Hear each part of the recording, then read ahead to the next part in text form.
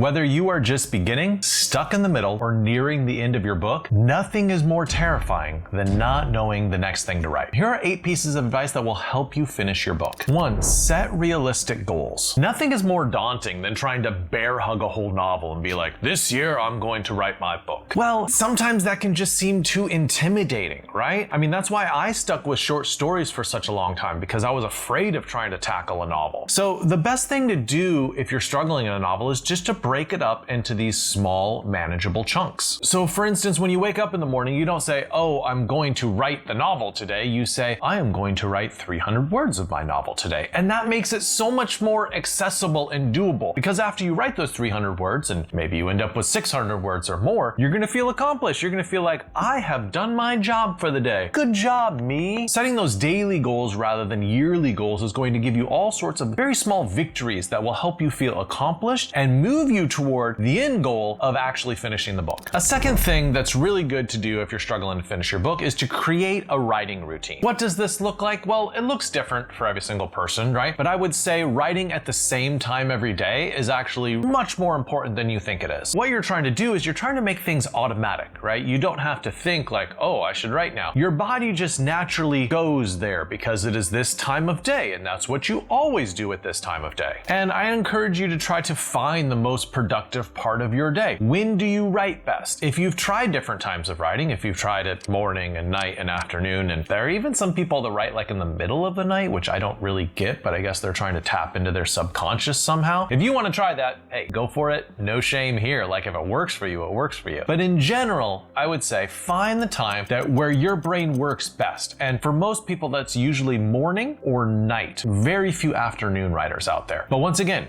more power to you if you can actually pull it off. And another really important part of a routine is just coming up with a dedicated space. What is the space that works for you? Is it a quiet space? Is it a loud space? Those both can work for writers. It just depends on what you need. Is it a bright space? Is it a dark space? I remember writing in New York and we didn't have central heating, so my fingers were literally freezing as I tried to type. And on the other hand, I've also written in Palm Springs in California where it was like 115 degrees outside. So you can write in the heat, you can write in the cold. Ultimately, you just have to write. But sometimes it helps if you have a little bit of normalcy and just a space that you can go to that's comfortable and it's routine. The third thing to help you out with finishing your book is to figuring out how to overcome writer's block. If you're stuck in a particular scene, I want you to consider a few things. 1, you might need to throw that scene away, right? Maybe you're stuck on that scene because you're not meant to write that scene, perhaps. So always consider like throwing it away. The other step is just to skip over it, right? Say, oh, I'm gonna come back and write that later. And that gives you the freedom to move on to a scene which is easier to write. Sometimes the scenes that are easier to write is the scene's way of telling you, or the book's way of communicating to you, that this is what you're supposed to be writing and you shouldn't be writing that other stuff. Another good thing to do is just to let it rest for a little bit. Let it sit there for a little while without you working on it or fiddling with it or like trying in your brain to solve the problem. Let your unconscious work on the problem and come back after a few days and see whether you get a new idea. Another good thing to do is just read some books, right? Read some books in the genre of what you're writing in. A lot of times that sparks my mental processes, right? I find something in a book which tells me, oh, this is the way that I handle that scene. This is the way out of that sort of narrative corner that I've written myself into. And suddenly,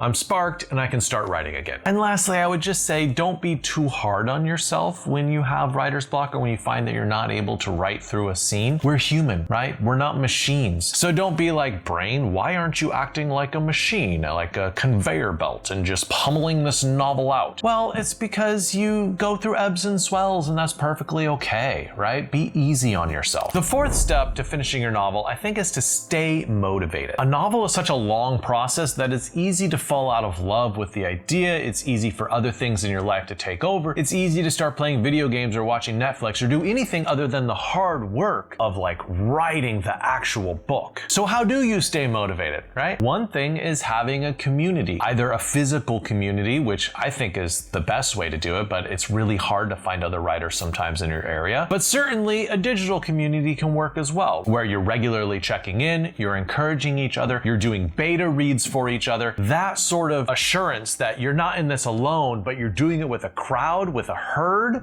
it can be life-changing for your motivation. Another good thing to do is to write down why you want to write this project. And I find that it's not usually that motivating for like fame or money or stuff like that, but like, what's the real reason why you're writing this book? Is it to try to process some sort of traumatic event that you've gone through? Great, write that down and stick it above your desk where you can see it, where you can regularly remind yourself, this is why I'm writing this book. This is why this book matters. If your book is designed to help us sympathize with the disadvantaged somewhere, wonderful, write that down and post it to the wall above your workspace. That way when you get stuck, you can look at that little piece of paper and you can remind yourself, oh yeah, this is why I'm doing this. This is why this matters. And sometimes what you need for motivation is more simple, like visualizing what happens after you publish this book. Maybe you visualize getting good reviews. Maybe you visualize a friend of yours reading it. Maybe you visualize success in some other form. I don't know, it getting made into a movie or something. You can dream. I mean, you can hope. That sort of visualization really helps to give you the courage and to give you the stamina and gives you the fortitude to continue on to work on the book. So I just want to take a moment to talk about how Bookfox can help you in your writing career. If you need copy editing, Danielle Dial has worked with me for 7 years. She is an amazing copy editor and she is going to save you from all sorts of embarrassing mistakes that you really don't want in your book when you publish it. I'll put the link below. Go ahead, click. If you have a book that's ready, great, reach out to her. If you have a book that's going to be ready, great, reach out to her. And when you do finish your book, save her, keep her in mind. She will definitely help you with copy editing and making sure your book is the best thing it can be. And everyone needs help with publicity. Once you get that book out there, it's just gonna sink unless you do a lot of work to bring eyeballs to it. Our publicist on the Bookfox team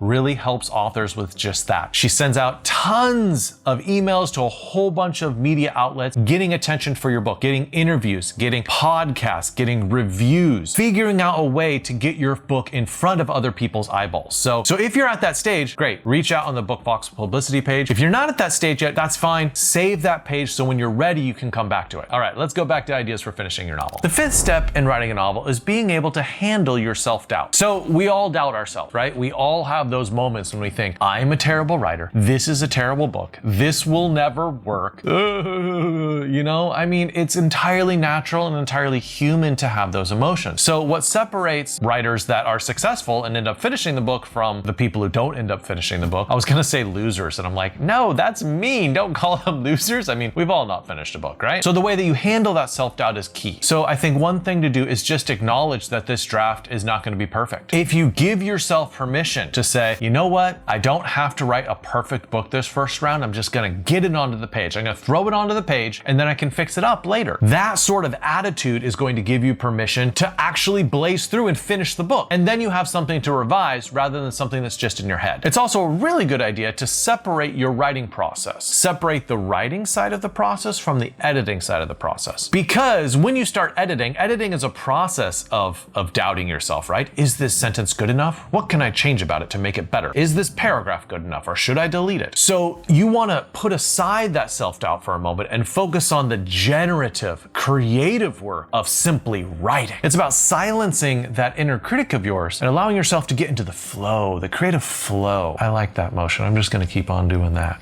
It's about getting into that flow so you can get the book finished. Marcus Aurelius actually has this great quote in Meditations. He basically says, and yes, I am paraphrasing him here, but he says, if other people have done this, you can do it too. That is a great line to remember when you are trying to overcome self-doubt, right? There are plenty of successful writers that don't have the highest IQs, right? So you should feel comforted by that. You should say to yourself listen, lots of other people, some of them dumber than me, have accomplished this. I can do it too. Yeah. 6, manage your distractions. First, do an inventory. What are the things that are preventing you from finishing this book? It could be leisure and relaxation time. It could be having a job that eats up all of your time. It could be a lack of sleep. I don't know. You need to figure out what it is that's blocking you and say to yourself, what can I do to remove that blockage to enable me to finish this book? Do you need to get a blocking app for your phone? I have used multiple ones of these, including Freedom, which was one one of the original ones that blocks websites and apps. And it allows you to say, okay, for the next hour, don't let me get online. And then you can't get online and there's no possibility of distraction. All you have to do is write. That's literally the only thing you have to do in life. So it forces you to be productive and creative. Maybe managing distractions is as easy for you as putting your phone in the other room, or putting your phone on airplane mode to block all sort of notifications. Sometimes it's a really good idea to tell your family and friends, hey, this is my sacred writing time. Don't enter my room or wherever your writing space is. Don't contact me. Like, this is time when you should not talk to me or ask me to do anything for you. Now, are some people going to ignore that? Well, yes, a lot of people don't understand that writing time is sacred time. They're like, oh, I know you write in the mornings, but can you drive me to the airport? And you're like, no, this is like a job. Like, you have to go to work and you have to work. Writing is my job. It is a sacred time. You don't have to quite shout at them like that, but you get the idea, right? You have to be firm. You have to be firm and tell them, these are my boundaries, and create a very high fence of boundaries around your writing time. 7, if you are struggling to finish your novel, here is how to keep the momentum going. Hemingway famously said that you don't want to write until you peter out when you're working on a project for the day. What you want to do is write for a certain time period. And then when that timer rings, that you stop even if you're right in the middle of a sentence. To him, he said this gave him reserves of juice that he could use the next day so he could start back up again. He said if he kept on writing for too long for a day, then he'd run out of steam and the next day he wouldn't be able to pick it up. So one way to keep the momentum going is to establish time limits for your writing, to say, I'm only going to write for 1 hour. And whatever I get done in that hour, okay, that's what I get done. I'm not going to fret about it. Next day, I have another full hour. Another strategy is to make cliffhangers for yourself. Sometimes the cliffhanger is not just for the reader, right? Sometimes the cliffhanger is like, oh, I kind of want to find out what happens now. Or even if you know what happens, you're still a little bit tantalized because you're like, ooh,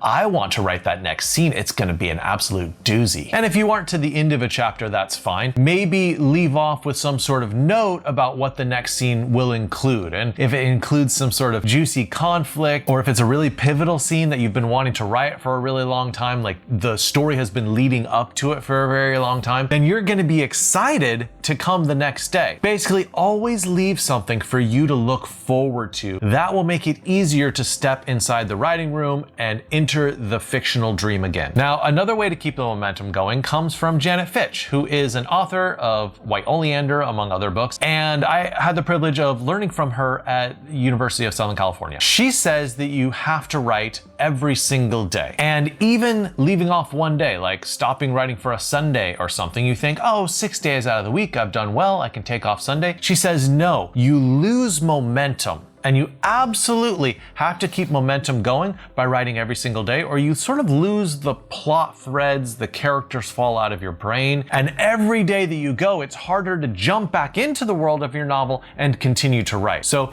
if you work every single day without ever taking a break, that momentum just keeps on pushing and pushing and pushing, and you're gonna finish the book way sooner. I mean, way sooner than your wildest imaginings. And the final way I'd say to keep the momentum going is to establish some sort of visual tracker. This can be an app where you mark for the day, like, oh, have I written? And then you can look at the month and see all the days that you have written. It keeps you accountable. Like, you're not able to say like, oh yeah, I wrote this month, and then you look and you're like, oh, I did not write as much as I thought I did. So that sort of accountability really lets you know, how am I doing? And especially if you get a streak going and you're marking on a calendar or an app and you have like 10 days in a row writing, 20 days in a row writing, 30, 40 days in a row writing, then you don't want to break that streak, right? You're like, oh man, I don't want to miss a day. Like, I've had this fantastic streak going. So I feel like that is another motivation that helps you keep that momentum. And number 8, get feedback wisely. So I've worked with a good amount of authors who have written part of a novel and they're stuck and they don't know where to take it, right? And I love giving them advice and stepping into that story and saying, all right, here's like 5 different options that this story could go in, or they tell me their ideas and I help them to refine those ideas. Perfectly fine to get help midway through a novel. I know there are some novelists out there who will say, I never show my work to anyone until it's like complete. Like, not just complete, but edited and perfected to the very best I can get it. Okay, I mean, if that's your your strategy, then if that's working for you, awesome. But I wouldn't say there's any sort of creative issue with, if you get stuck or if you need motivation, to show it to someone, whether it be a professional editor or whether it just be a beta reader of yours, and to ask them good questions. What do you feel about these characters? What do you think this character is going to do next? What is the next stage in this story, do you think? Obviously,